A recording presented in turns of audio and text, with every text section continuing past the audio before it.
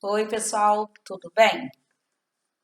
Hoje nós vamos fazer o estudo do mês de maio da revista Visão Missionária da União Feminina Batista do Brasil. O estudo de maio ele tem por título Hospitalidade, a Virtude Esquecida. E ele foi escrito pela irmã Vilmara dos Santos Lima, que é assistente da redação da União Feminina. Eu sou Lucimere, membro da Primeira Igreja Batista no Paiol, em Nilópolis. A autora, ela usa como texto base Lucas, capítulo 8, versículos 1 ao 3.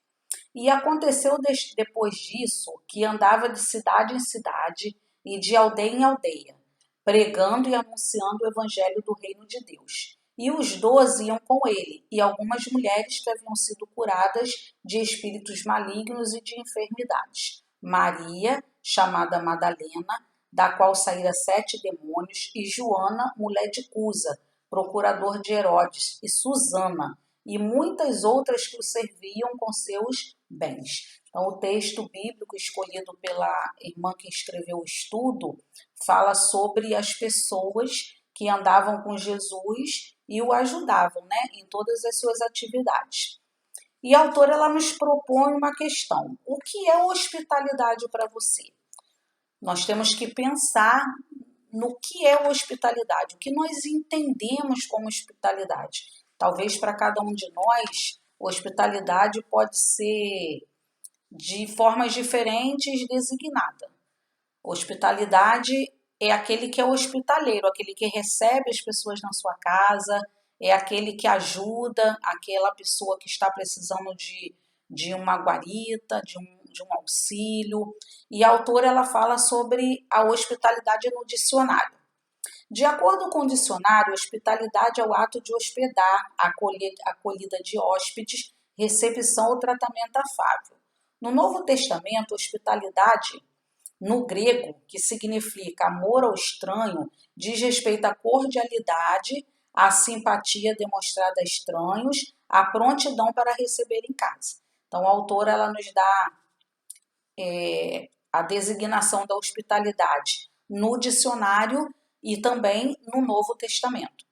E ela então desdobra, né, o estudo em um ponto, no primeiro ponto, a hospitalidade na Bíblia. No Antigo Testamento, as pessoas viam a hospitalidade como um dever. Era uma virtude acolher os estrangeiros e viajantes. As famílias ficavam felizes em receber em casa quem não tinha para onde ir. Deus instruiu o povo hebreu sobre como ele deveria tratar os estrangeiros. Está em Levítico 19, versículos 33 e 34. E quando o estrangeiro peregrinar convosco na vossa terra, não oprimireis. Como um natural entre vós será o estrangeiro que peregrina convosco. Amá-lo-ás como a ti mesmo. O estrangeiro deveria ser tratado como um do povo, com respeito e acolhimento. E a motivação disso deveria ser o amor ao próximo. Vamos ler Isaías 58, versículos 6 e 7. O jejum que desejo não é este? Soltar as correntes da injustiça, desatar as cordas do jugo, pôr em liberdade os oprimidos e romper todo jugo? Não é partilhar sua comida com o faminto, abrigar o pobre desamparado, vestir o nu que você encontrou e não recusar ajuda ao próximo? Então, Deus usa Isaías e nos fala ao coração sobre a importância de nós praticarmos a religião.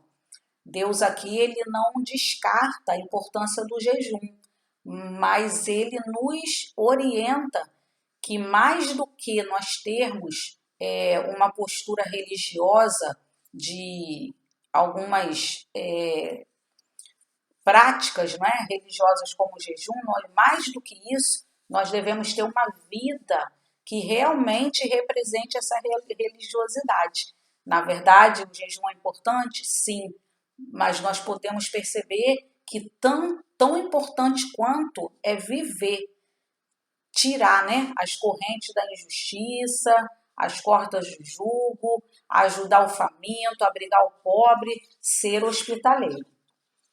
Parece um desafio muito grande para os dias atuais, não é mesmo? Com certeza, né? Ser hospitaleiro dos dias atuais se apresenta como um desafio muito grande. O Novo Testamento também nos ensina sobre hospitalidade. Já parou para pensar em quantas casas Jesus precisou ser hospedado durante o seu ministério? Vamos ver só um exemplo disso. Marcos 14, do 12 ao 16. A palavra de Deus diz: no primeiro dia da festa dos pães sem fermento, quando se acostumava a sacrificar o cordeiro pascual, os discípulos de Jesus lhe perguntaram: aonde queres que vamos e te preparemos a refeição da Páscoa?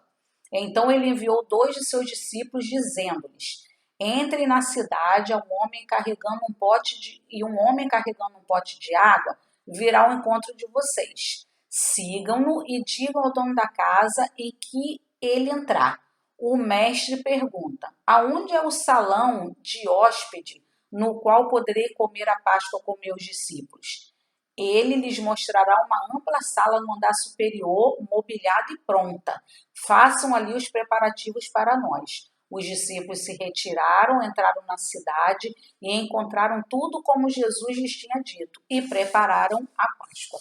Então, esse é um dos exemplos de que Jesus precisou ser hospedado e, nesse caso específico, para festejar a Páscoa, que era uma refeição que eles costumavam fazer no primeiro dia da festa dos pães asmos ou pães sem fermento.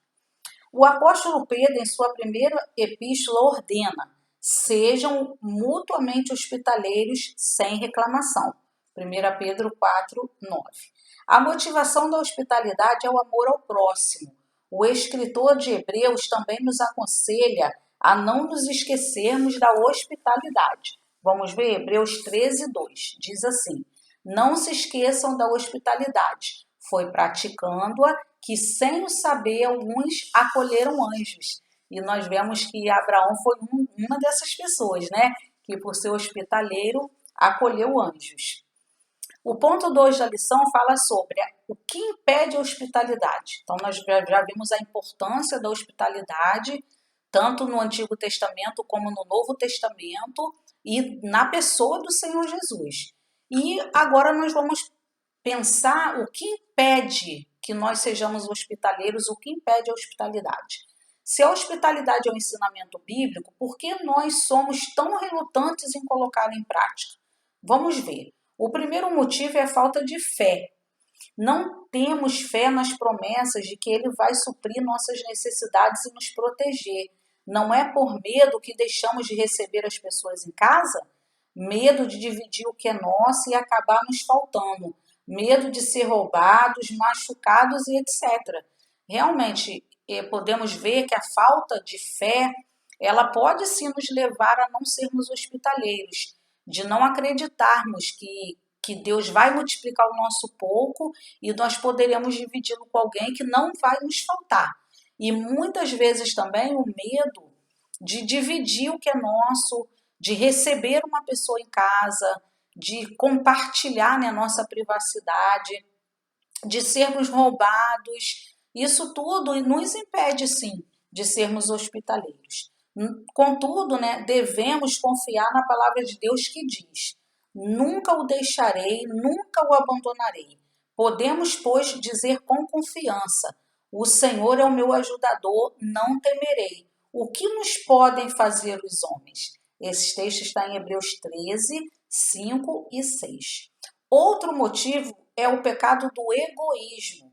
Quando olhamos muito para nós mesmos, deixamos de olhar para os outros. Então, o egoísmo, ele também nos impede de sermos hospitaleiros, porque nós temos todas as nossas coisas como nossas coisas. E muitas vezes a gente não quer dividir com o próximo, e isso nos impede de sermos hospitaleiros. E um terceiro motivo pelo qual não somos hospitaleiros é o medo da intimidade. Hospitalidade requer envolvimento, conexão, compartilhamento, relacionamento, e essas coisas nos deixam vulneráveis, e a vulnerabilidade nos assusta. Então, também, né, o medo de dividir a nossa intimidade, de compartilhar a nossa privacidade com alguém, também nos impede de nós sermos hospitaleiros. E nós precisamos pedir a Deus ajuda para que nem a falta de fé, nem o medo, nem o egoísmo e tampouco o medo de dividir a nossa intimidade possa nos pedir a Deus para que isso não venha a nos impedir de sermos hospitaleiros.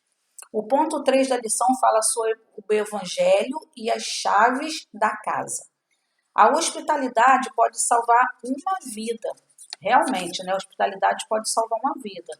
Porque nós podemos, então, estar acolhendo na nossa casa alguém que está precisando de ajuda, de uma palavra amiga, de um conselho, de uma oração, e poderá estar em vias de cometer um ato ruim contra a sua própria vida, e ao sermos hospitaleiros, ao abrirmos para essa pessoa a nossa casa, nós daremos a ela, sim, uma oportunidade de não cometer nada contra a sua própria vida.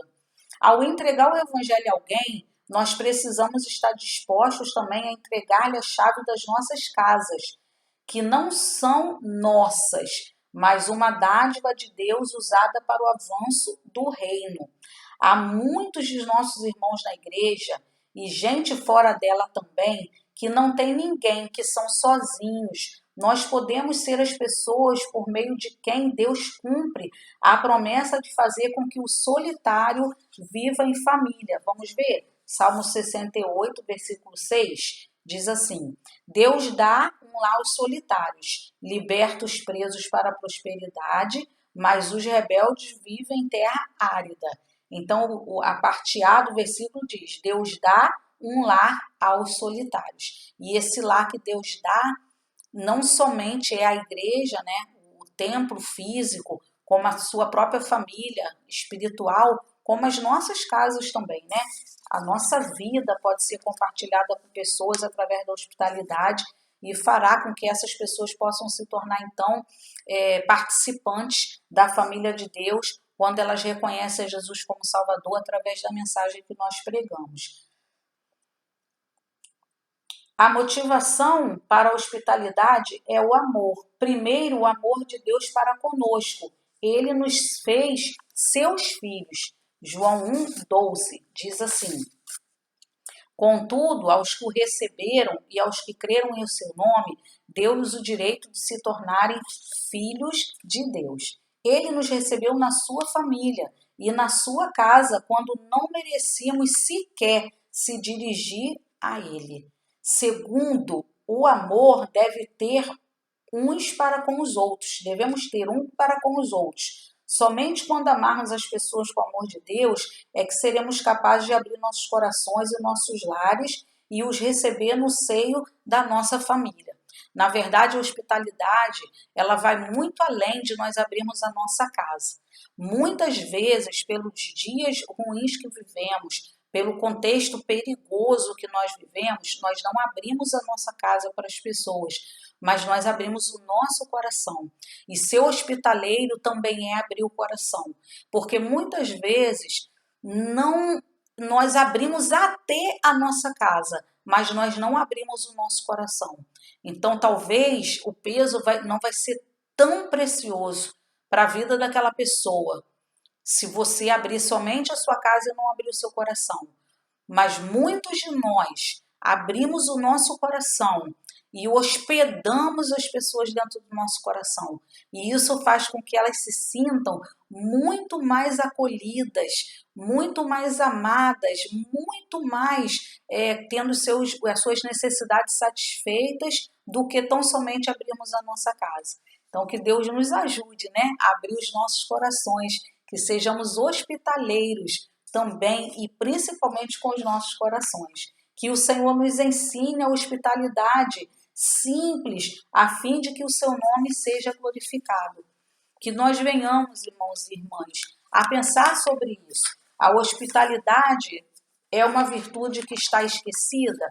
Podemos dizer até que sim, porque nós que somos, já estamos há algum tempo, né, caminhando na caminhada cristã, a gente se lembra que outrora, né, os nossos irmãos missionários eram recebidos na casa dos irmãos líderes da igreja, passavam um domingo inteiro. Pastores, quando chegavam, né, na igreja para ajudar, eles eram recepcionados na casa dos irmãos, almoçavam, lanchavam, iam para a igreja pela manhã e logo após, todo um dia, né, de confraternização, de hospitalidade, iam para a igreja à noite e depois retornavam para as suas casas. Nós víamos muito isso.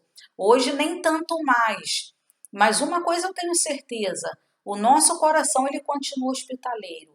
E nós devemos pedir a Deus que nos dê a condição sim de abrir as nossas casas para aqueles que precisam, mas principalmente abrir o nosso coração para que as pessoas se sintam acolhidas e através da nossa atitude de amor receberem a Jesus como Salvador.